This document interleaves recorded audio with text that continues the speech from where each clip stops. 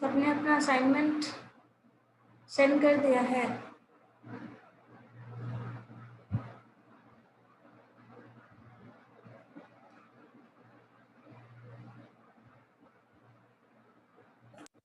Yes ma'am, कर दिया है मैंने। और भी ऐसा कोई जो नहीं किया हो? किसी ने नहीं किया, ऐसा कोई है जो आप लोगों में से कोई ऐसा है जो नहीं किया है? क्या मैम? असाइनमेंट सबमिट नहीं किया है? हो गया मैम, कर दिए हैं।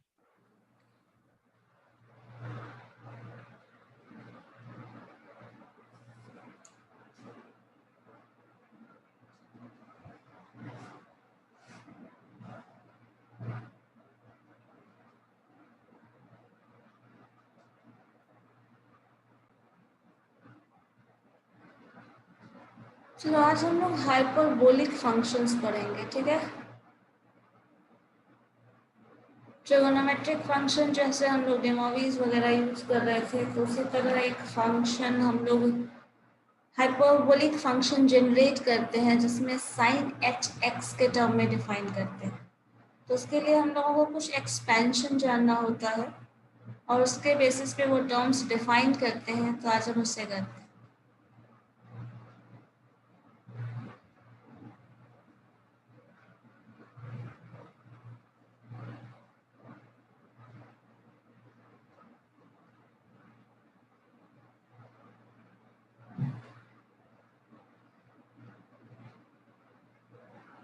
जैसे देखो, डायरेक्ट सर्कुलर फंक्शन और हाइपरबोलिक फंक्शन, इन्हीं दो टर्म को की बात कर रहे हैं।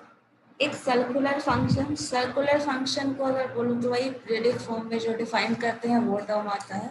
और एक हाइपरबोलिक फंक्शन है जिसको हम लोगों को डिफाइन करना है और उसके टर्म्स को समझना है। जैसे देखिए, हमारे पास जो अब तक हम कॉम्प्लेक्स नंबर पढ़ रहे थे, that is z is equal to x plus i y या फिर a प्लस आई बी, जो भी लिखते हो।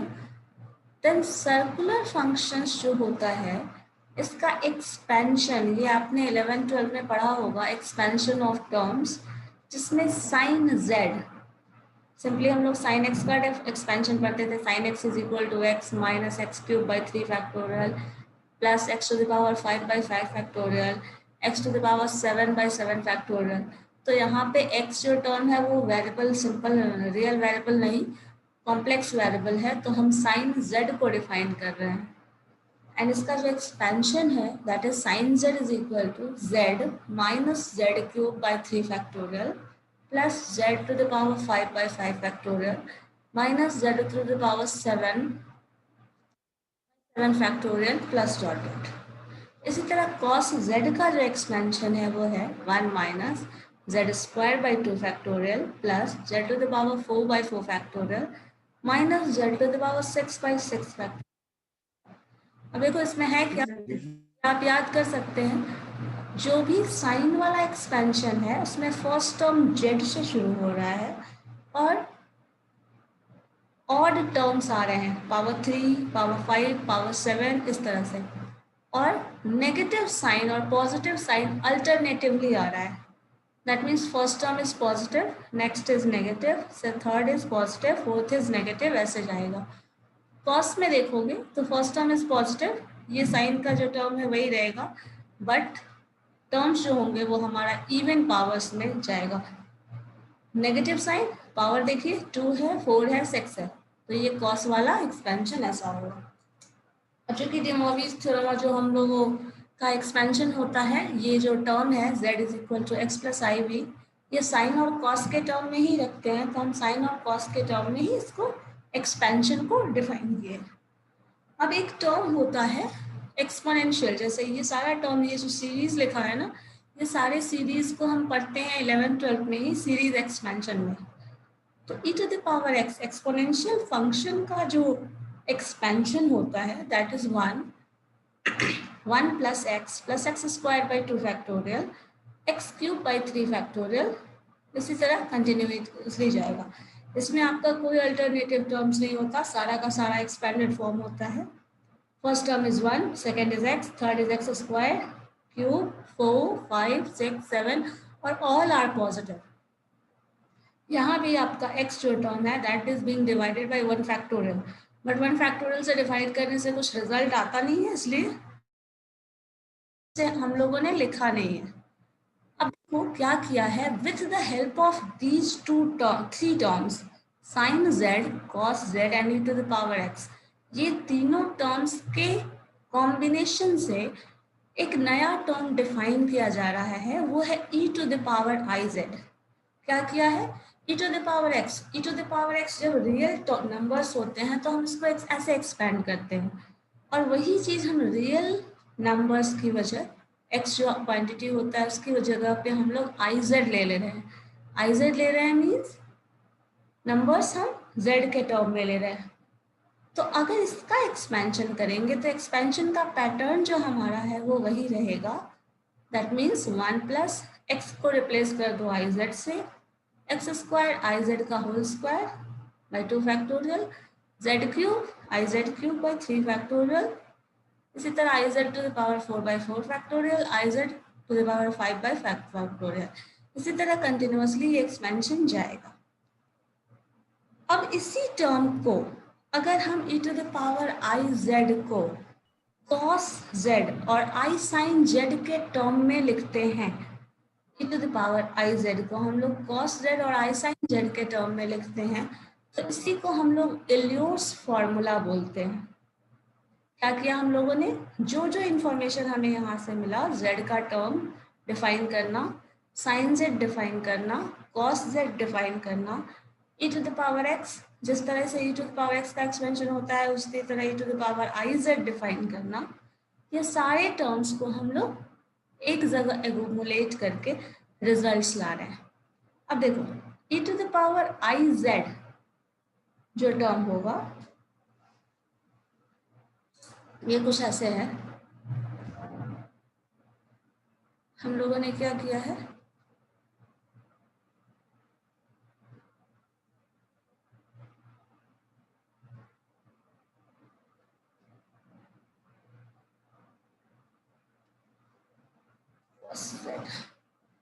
यहाँ पे एक टर्म डिफाइन किया गया है e to the power z,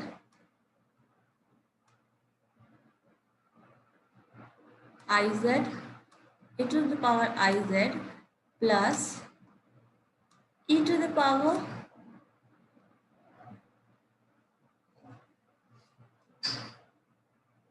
minus i z is equal to e to the power I z and just wait.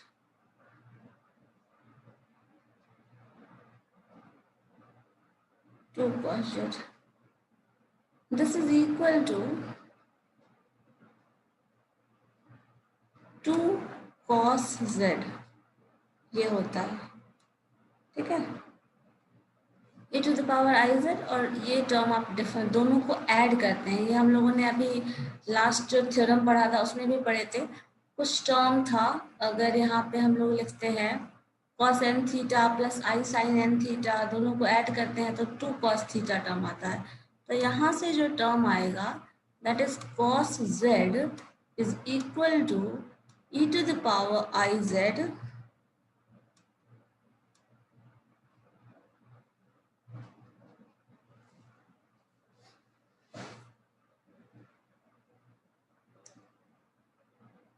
Plus sine e to the power I z.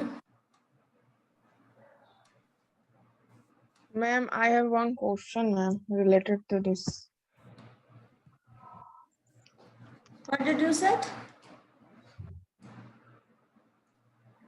Ma'am ये आप circular function के अंदर trigonometry पढ़ा रही हैं, वो हम पूछ रहे हैं, आवाज उस समय नहीं आ रहा था।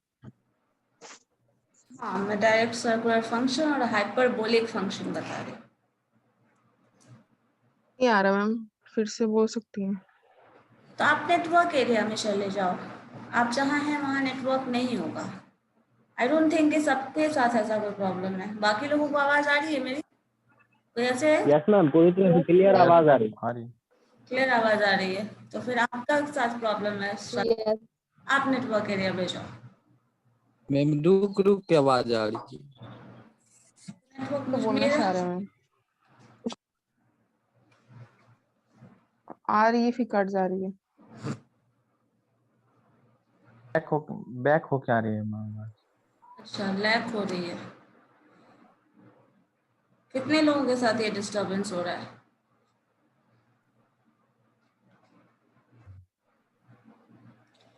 सो cos z को हम लोग ऐसे रिप्रेजेंट कर सकते हैं, that means e to the power i z plus e to the power minus i z, ठीक है। सो अब इसी तरह जैसे देखो यहाँ पे cos z को रिप्रेजेंट किया जा सकता है e to the power i z plus e to the power minus i z से। सिमिलर z को रिप्रेजेंट किया जा सकता है e to the power i z minus e to the power i z by 2 से। ये notation ये हम लोगों ने जो पहले अभी पढ़ा था कुछ टाइम पहले, जिसमें हम लोग कुछ रिप्रेजेंट कर रहे थे x प्लस, जैसे मान लीजिए ये टर्म था हमारे पास, याद करो वापस से, x to the power n plus x to the power minus n, ये दोनों जब हम ऐड कर रहे थे तो हमारे पास आ रहा था 2 cos थीटा। ये हम लोगों ने लास्ट दो तीन क्लासेस में ये सारे टर्म्स पढ़े थे। फिर इसी तरह आपका x to the power n minus x to the power minus n term आता था, दैट इज इक्वल टू, हमारे पास टर्म्स आ रहे थे 2i साइन थीटा। सो यहाँ पे ये टर्म आ रहा था।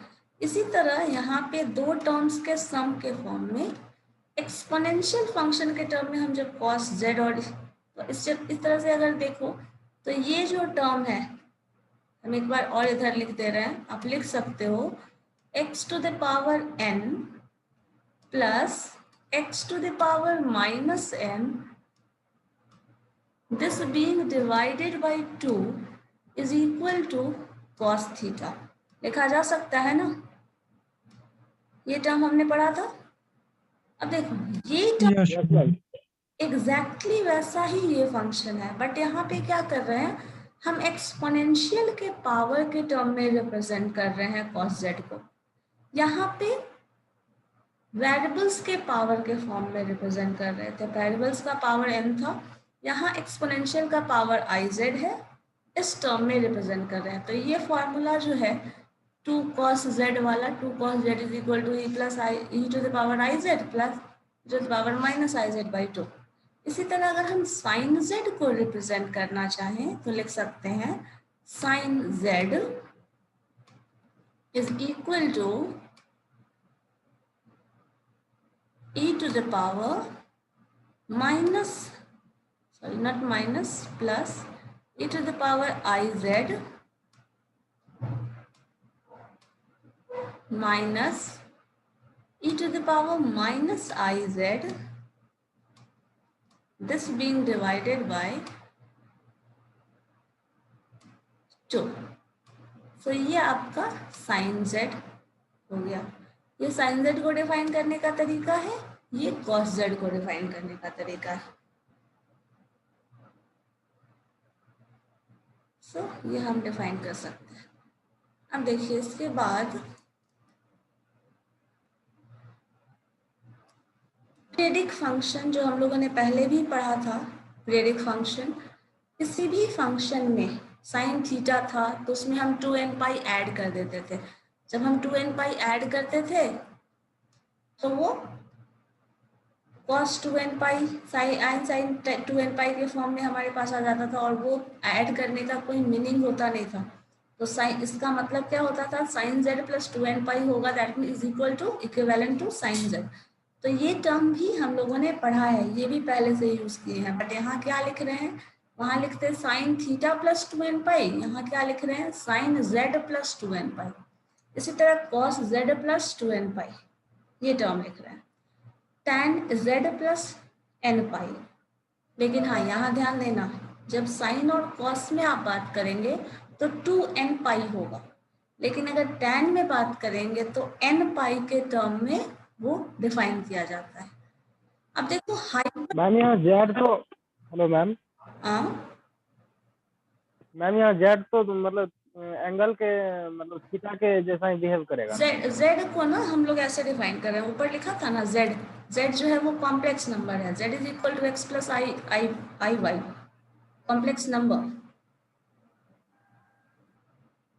ठीक है, ये कॉम्प्लेक्स नंबर है। जहां भी साइन z लिख रहे हैं, यस मैम, जैसे साइन x लिखते थे तो क्या होता था, x एक वेरिएबल होता था, रियल नंबर, रियल वेरिएबल कुछ 1 2 3 4 टाइप। यस मैम, उसी तरह z है तो वो कॉम्प्लेक्स नंबर है।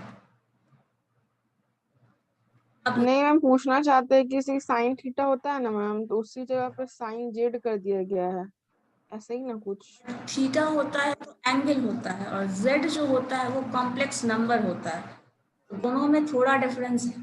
तो मैम सर्कुलर फंक्शन में ग्राफिकल एंगल से ही ना आता है, रेंज डोमेन यही सब ना आता है हाँ, मैम। तो वो डिफाइन करती है, ये सारा चीज तो हम लोग पहले पढ़ चुके हैं ना, ये तो हम लोगों ने पहले डी मॉर्गन्स थ्योरम के पहले भी सारा एंगल, उसका पोलर फॉर्म में representation, terms, positive terms, negative terms, yes ma'am, ये सब हो गया, कर लिया ये सब मैम। हाँ वो सब तो पढ़े हैं।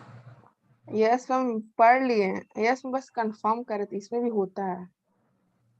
इसमें भी होता है नहीं, इसी में पढ़ा था हमने, टर्म्स वही है। Yes ma'am. देखो सबसे जो अभी हम लोग ने देखा है that is direct circular function. ये सारे फंक्शन है, ये एक्सपेंशन के बेसिस पे, ये हम लोगों ने 11 12 में पढ़ा था, ये अभी हमने नहीं पढ़ा। ये एक्सपेंशन हमने 11 12 में पढ़ा था, expansion of series and sequences and series पढ़ा होगा आपने, एक चैप्टर पढ़ा होगा, उसमें ये एक्सपेंशन हम लोग पढ़े थे, एक्सपोनेंशियल का, लॉग का, और बहुत सारे चैप्टर में था। था। बट यहाँ बेसिकली हम लोगों को साइन कॉस में बात करनी है, एंगल्स की बात कर रहे हैं, तो साइन कॉस के टर्म में रिजल्ट आ जाएगा, और साइन आ गया, आप टैन भी डिफाइन कर सकते हो, और सेक, कॉसेक, कॉट सारा टर्म आ जाएगा। सो साइन कॉस, नहीं मैम, डाउट था माइंड में, चलिए पूछ लिया हमने, बस और कुछ। Thank you. क्या डाउट है? वो तो पूछ लिया मैम हमने, ओके, क्लियर हो गया। फिर मैं वो बात नहीं कर रही, मैं दोबारा बताना चाह रही हूँ, वो ध्यान से सुनो। जो टर्म्स हम पढ़ रहे हैं दैट इज साइन जेड, ये बेस्ड है, जो कि किसी और फील्ड से आया है, कॉम्प्लेक्स नंबर है, ये किसी और फील्ड से आया है, और आप जो यूज करेंगे इन दोनों के कॉम्बिनेशन पे, जो कॉस जेड का ये जो टर्म ले रहे हैं दैट इज ट्रिगोनोमेट्रिक फंक्शन के कॉम्बिनेशन पे। डायरेक्ट फॉर्मूला जो हम लोगों ने ऊपर लिखा है ना, direct circular function, so these are the circular function, इसको हम लोग सर्कुलर फंक्शन के फॉर्म में डिफाइन करते हैं। अब जो term that are hyperbolic, hyperbolic function जो है यहाँ पे थोड़ा डिफरेंट होता है, be a real number, mute करिए ना, डिस्टर्ब कर रहे हैं। Let x B a real number और कॉम्प्लेक्स नंबर, जो भी होगा रियल और कॉम्प्लेक्स, तब हम डिफाइन करते हैं साइन हाइपरबोलिक और कोसाइन हाइपरबोलिक फंक्शन ऐसे, sine h x hyperbolic for h, यहाँ एच जो टर्म लिखा है sine h x that is for hyperbolic, और साइन हाइपरबोलिक फंक्शन जब हम डिफाइन कर रहे हैं sine h x is equal to e to the power x minus e to the power minus x by 2, ये sine x है। इसको अगर रिलेट करना चाहो तो कर सकते हो, वापस से अभी जो हम लोगों ने व्हाइट बोर्ड पे किया था, term e to the power iz plus e to the power minus iz by 2, तो यहाँ पे टर्म वही है, यहाँ पे iz की जगह मैंने x लिखा है, वहाँ यहाँ iz लिखा है, दैट मीन्स यहाँ कॉम्प्लेक्स नंबर लिखा जा रहा है, और वहाँ जो लिखा गया है that is real number. But यहाँ मेंशन्ड है, जो आपने स्टेटमेंट पढ़ा है उसमें लिखा है, वो मेंशन्ड है कि वो हो सकता है आइदर रियल और कॉम्प्लेक्स, क्योंकि लिखा है ना साइन और कोसाइन जो भी टर्म है, यहाँ पे x एक रियल या फिर कॉम्प्लेक्स क्वांटिटी, दोनों में से कुछ भी हो सकती है। तो sine h x is equal to e to the power x minus e to the power minus x by 2, इसी तरह cos hyperbolic function of x जो होगा वो e⁻x प्लस e⁻−x/2 होगा। और अगर tan डिफाइन करना है तो साइन बाई कॉस कर लो, sine hyperbolic function by cosine hyperbolic function. So आप 2/2 कैंसिल कर देंगे, अल्टीमेटली e⁻x माइनस e⁻−x हो जाएगा बाई e⁻x प्लस e⁻−x हो जाएगा। अगर इसी टर्म में cos ix लिखना हो, सपोज आपने क्या डिफाइन किया है, cos x को डिफाइन करते हैं जो अभी हम लोगों ने उधर किया था व्हाइट बोर्ड पे। cos x की जगह cos z है, बट x और z रिप्लेसेबल है। So cos z is equal to this term, क्योंकि z सिर्फ कॉम्प्लेक्स क्वांटिटी को डिनोट कर रहा है और x जो है वो रियल क्वांटिटी को डिनोट कर रहा है, रियल नंबर को डिनोट कर रहा है। तो cos z is equal to क्या लिखा है, e⁻iz प्लस e⁻−iz/2। इसी चीज को इधर देखो क्या लिखा है, उसमें टर्म इन्वॉल्व कर दिया गया है cos ix।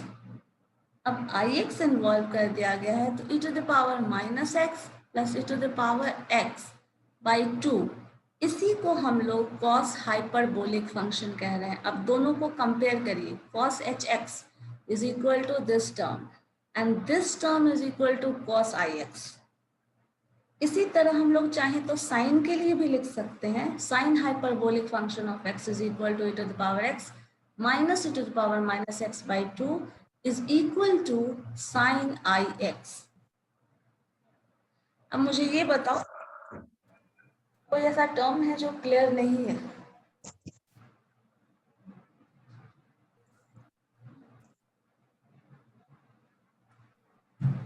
कोई भी एक्सपेंशन से लेके कुछ टर्म जो क्लियर ना हो वो बताइए, जो क्लियर है वो मुझे नहीं जानना। जहाँ कोई प्रॉब्लम नजर आ रही है वो बताइए।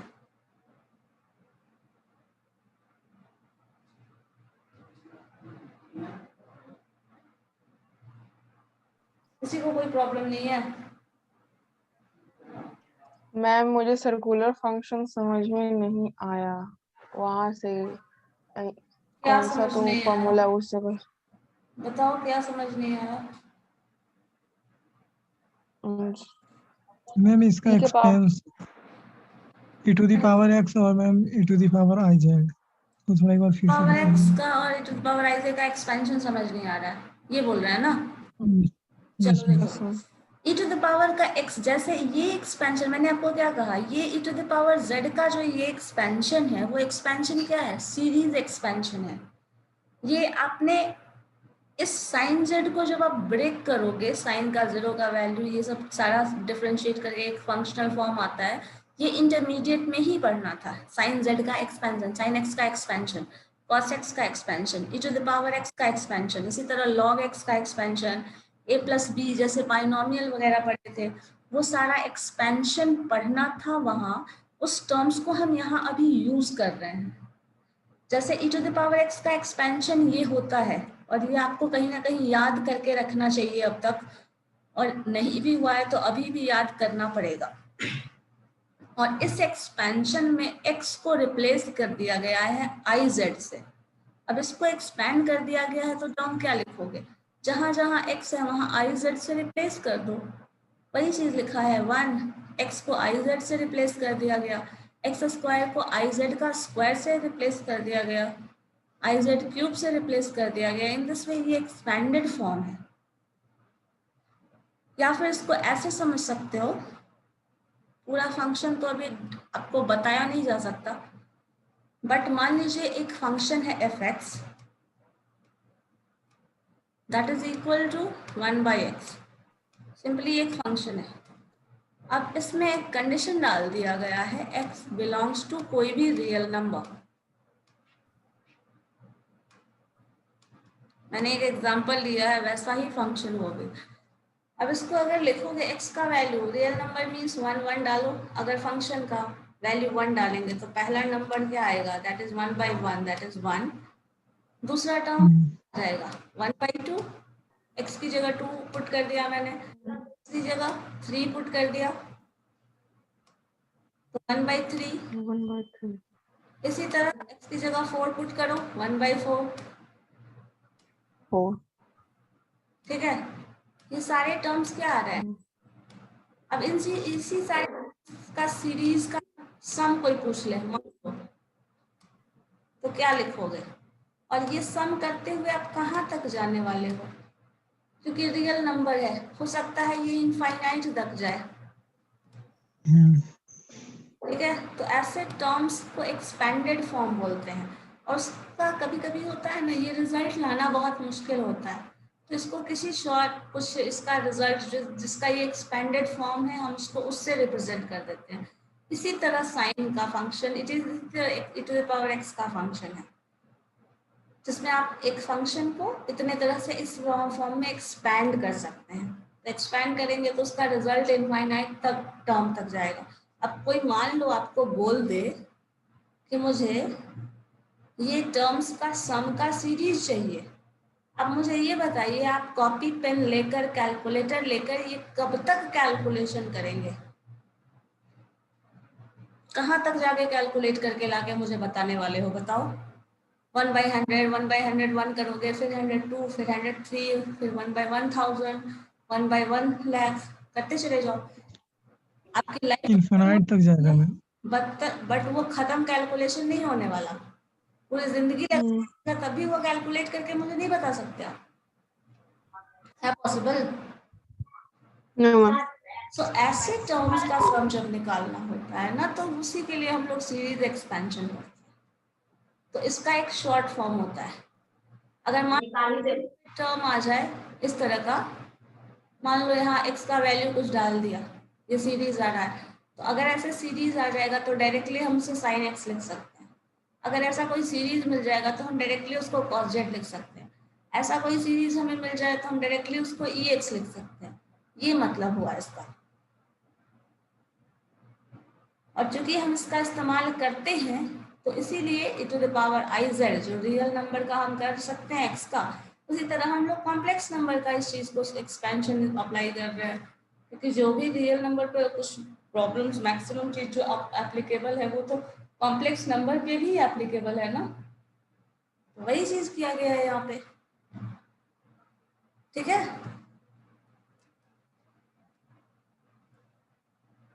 अब यहाँ से ये टर्म छोड़ दीजिए, ये दोनों टर्म आप हटा दीजिए, बेटर ऑप्शन है। यहाँ से ये देख लीजिए cos z is equal to ये टर्म जो हम लोग यूज करने वाले हैं, और ये इसी के बेसिस पे आया है। अब सीरीज को आप सम करोगे ना, करके देखना, e to the power iz और e to the power minus iz, तो माइनस से रिप्लेस कर दो, रिजल्ट देखो।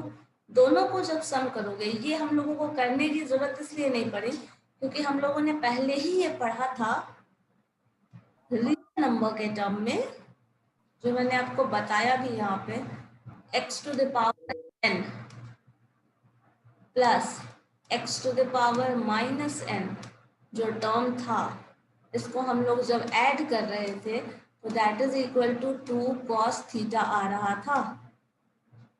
तो directly x to the power n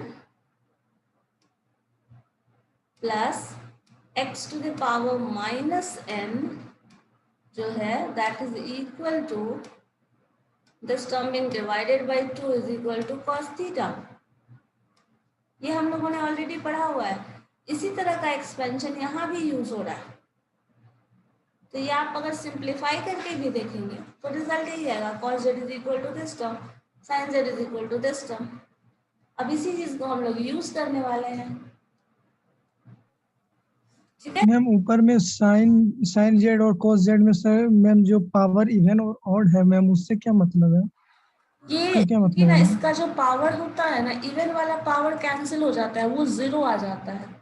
जब सॉल्व करोगे ना, ओके मैम। एक्सपेंशन आप करके देखेंगे तो इसमें जो इवन पावर होता है वो 0 हो जाता है, और इसमें जो ऑड होता है वो 0 हो जाता है।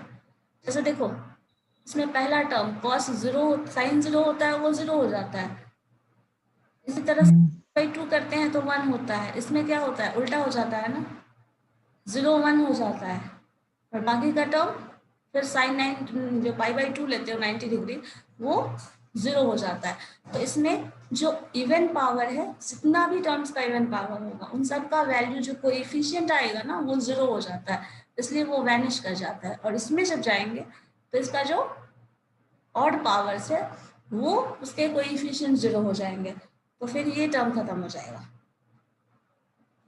और ये हम लोग डिफरेंशिएशन के थ्रू भी प्रूफ करते हैं ये वाला टर्म। ऐसे 11-12 में पढ़ा हुआ होता है सीक्वेंसेस एंड सीरीज में एक्सपेंशन, वहाँ पे आप लोग रिजल्ट को यूज करते हैं और वो रिजल्ट बस याद ही करते हैं बेसिकली।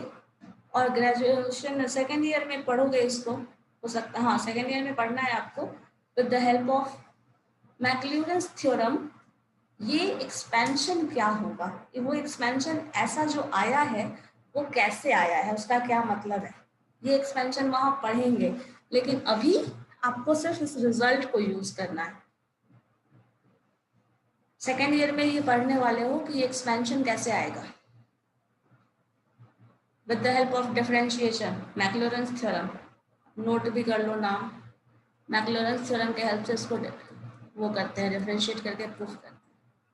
ठीक है, तो फिलहाल इतना ही याद करो। पहले ये देखो, ये तो क्लियर है ना, रेडिक फंक्शन, रेडिक सर्कुलर फंक्शन। यस जेड मैम। में हम ऐड करेंगे 2n पाई, हाँ लेकिन ये चीज बस याद रखिएगा, साइन और कॉस के टर्म में रहेगा तो 2n पाई का सीरीज चलेगा, और tan का रहेगा तो n पाई का सीरीज चलेगा। Yes, ma'am. ठीक है, हाइपरबोलिक फंक्शन ये याद रखिए, sine hx is equal to this. Same को था वो। इसी को हाइपरबोलिक फंक्शन बोल रहे हैं। x कोई भी हम्म, क्वांटिटी हो सकता है, यहाँ z भी हो सकता है, iz भी हो सकता है। सो क्या लिख रहा है, let x be a real or complex quantity, then we define sine hyperbolic और कॉस हाइपरबोलिक, जो भी बोले, then that is what sin x is equal to this term, and cos hyperbolic, cos hx means hyperbolic function of x, cos hx, और उसका मतलब है hyperbolic function e to the power x plus e to the power minus x by 2 e to the power x minus e to the power minus x by 2, ये term होगा। tan obviously sin by cos हो जाएगा, तो ये term है।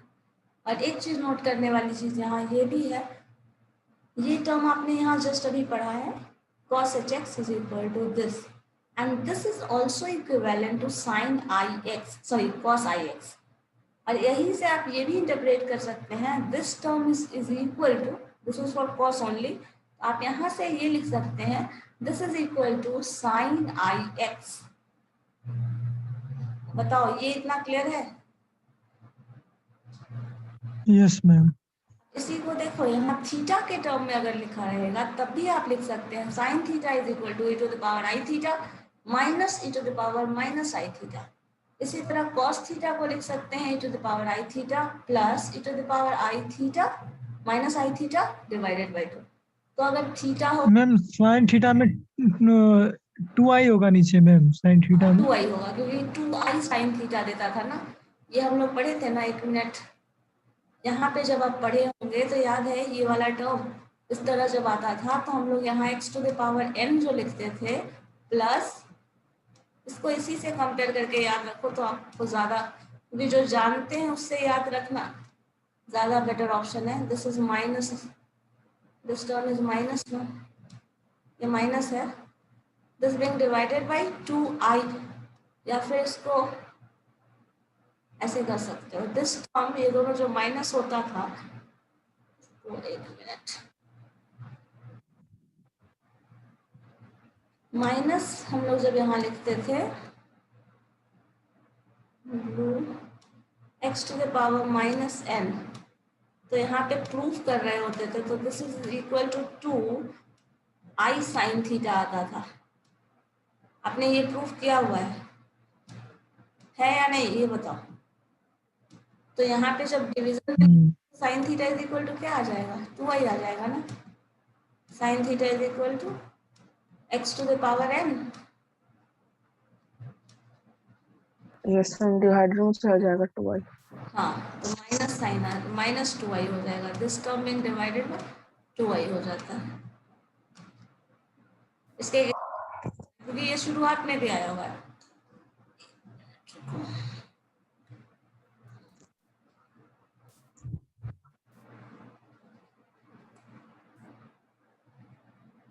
और कोई confusion?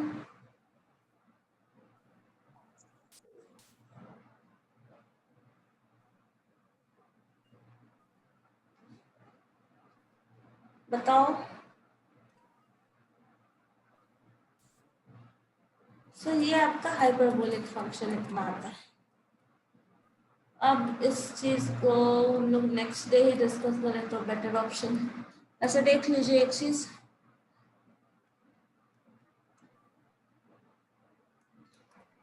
यहाँ पे ये चीज मैंने जो बोला वो क्लियर है ना, sine h x cos hyperbolic function जो है that is equal to cos i x होता है। तो यहाँ से भी आपका हो जाएगा sine i x is equal to this term. अब देखो इसी चीज को z के टर्म में हम डिफाइन कर रहे हैं, क्योंकि जो हम लोगों को रिलेशन देखना है वो सर्कुलर फंक्शन और हाइपरबोलिक फंक्शन का देखना है। तो सर्कुलर फंक्शन जो दिया था वो e to the power something वाला टर्म था, ये वाला, ये सर्कुलर फंक्शन बोल रहे हैं। और हाइपरबोलिक फंक्शन जो है वो hx वाला टर्म आ रहा है, ये फंक्शन hx से रिप्रेजेंट कर रहे हैं वो। अब ये दोनों टर्म तो सेम ही दिख रहा है, इसी दोनों के बीच का रिलेशन का बात कर रहे हैं। तो sine z is equal to e to the power i z minus e to the power minus i z by 2i। क्या लिखा है? सिर्फ x को आई जेड से रिप्लेस कर दिया है। साइन z लिखेंगे तो ये, अब साइन z को हम सपोज साइन z को रिप्लेस कर देते हैं आई एक्स से। अगर आई एक्स से रिप्लेस कर देंगे तो क्या होगा? x का वैल्यू तो आई जेड था और यहाँ एक आई टर्म एक्स्ट्रा आ जाता है। Yes ma'am. I minus i into i x, तो आई इंटू आई क्या हो जाएगा? I square into x. और यहाँ माइनस आई स्क्वायर का वैल्यू याद है -1, और यहाँ ऑलरेडी है फिर आई स्क्वायर का वैल्यू माइनस, तो ये टर्म प्लस हो जाएगा। तो e to the power minus x minus e to the power x by 2i, ये टर्म आ जाता है। और साइन आई एक्स, अब इसी चीज को, ये जो रिजल्ट ऑलरेडी आया हुआ है, चूंकि डिनोमिनेटर में यहाँ आई टर्म इन्वॉल्व है, तो इसको हम लोग क्या कर रहे हैं, 1/i अलग से लिख दिया। सपोज ऐसे लिख सकते हैं ना, ये टर्म हम लोग 1/i रिमूव करके लिख सकते हैं, या फिर यस मैम। क्या करते हैं, इसको i से मल्टीप्लाई कर दो, या फिर ये हम लोग नेक्स्ट डे करते हैं, ठीक है, बेटर ऑप्शन है।